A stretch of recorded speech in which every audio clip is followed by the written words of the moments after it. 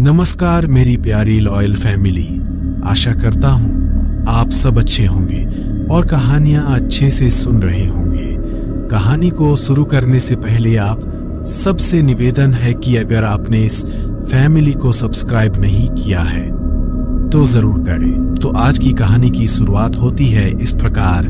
दिवाली की वो खौफनाक रात। हर कोई जानता है कि दिवाली जगमगाती रोशनी और रोशनी का त्योहार है, लेकिन ज्यादातर लोग ये नहीं जानते हैं कि दिवाली की रात अमावस्या की रात होती है और हर अमावस्या की रात को काली शक्तियां सबसे ज्यादा ताकतवर हो जाती हैं। लेकिन 19 साल का सुनील इस बात से अनजान था।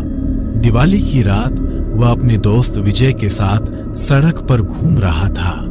तभी विजय की नजर मंदिर के पीछे एक सूने घर पर पड़ी, जहां लाल साड़ी पहने एक खूबसूरत लड़की दीपक जला रही थी।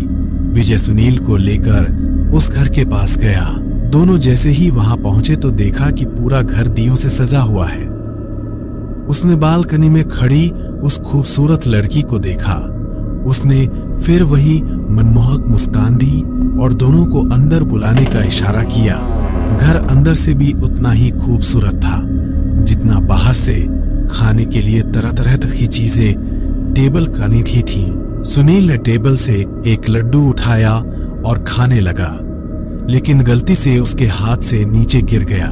जैसे ही सुनील लड्डू लेने के लिए झुका तो उसने देखा कि मेज के नीचे एक भयानक काली छाया पड़ी है, जो सुनील को देखते ही गायब हो गई। सुनील जैसे ही यह बात विजय को बताने के लिए उठा तो उसने देखा कि विजय को सीढ़ियों से घसीटा जा रहा है। तो सुनील घबराने लगा।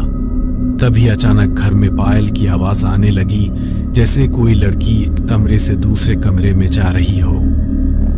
सुनील उस आवाज का पीछा करते हुए सीढ़ियां चढ़े, लेकिन जैसे ही ऊपर गए तो देखा कि कमरे के अंदर सीलिंग फैन से एक लाश लटकी हुई है।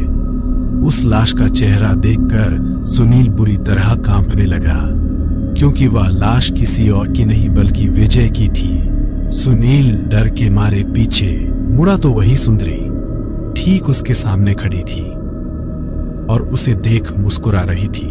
लेकिन इस बार सुनील को वह मुस्कान आकर्षक नहीं बल्कि बहुत डरावनी लग रही थी। अचानक घर की सारी लाइटें बंद हो गईं और घर धीरे धीरे खंडहर में तब्दील हो गया। वो लड़की अभी भी सुनील को देखकर मुस्कुरा रही थी। अचानक लाल साड़ी पहने उस लड़की के बाल सफेद और लंबे होने लगे और उसकी आंखें एकदम लाल हो गईं और उसका चेहरा बहुत डरावना हो गया। सुनील उसे देखकर दंग रह गया। वह लड़की हाथ में चाकू लिए सुमित की ओर बढ़ रही थी। सुमित किसी तरह होश में आया और बिना कुछ सोचे सीधे घर से निकल गया, लेकिन लड़की अभी भी सुमित का पीछा कर रही थी। लड़की ने उसे मारने के लिए सुनील की ओर हाथ बढ़ाया, लेकिन तब तक सुनील बाहर जा चुका था। उसने जल्दी से घर का दरवाजा बाहर से बंद कर दिया। वह लड़की अंदर से बड़ी तेजी से उस दरवाजे को पीट रही थी, लेकिन अचानक से पीटने की आवाज बंद हो गई और फिर सुनील को लड़की के चीखने की आवाज सुनाई देने लगी, जैसे वह उस घर के अंदर कैद हो। सुनील जल्दी से वहां से चला गया और अपने घर चला गया और चुपचाप सो गया।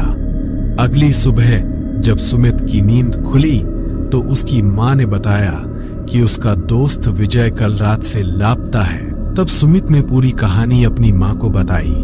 मां ने उसे बताया कि कई साल पहले उस घर में दिवाली की रात एक लड़की ने आत्महत्या कर ली थी।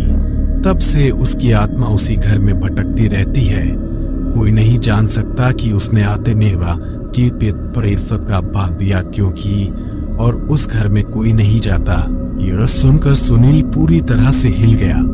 वह विश्वास करना चाहता था कि उसके साथ जो कुछ भी हुआ वह एक बुरा सपना था, लेकिन उस रात के बाद उसका दोस्त विजय कभी वापस नहीं आया और सुनील को आज भी दिवाली की वह भयानक रात और वह लड़की याद है।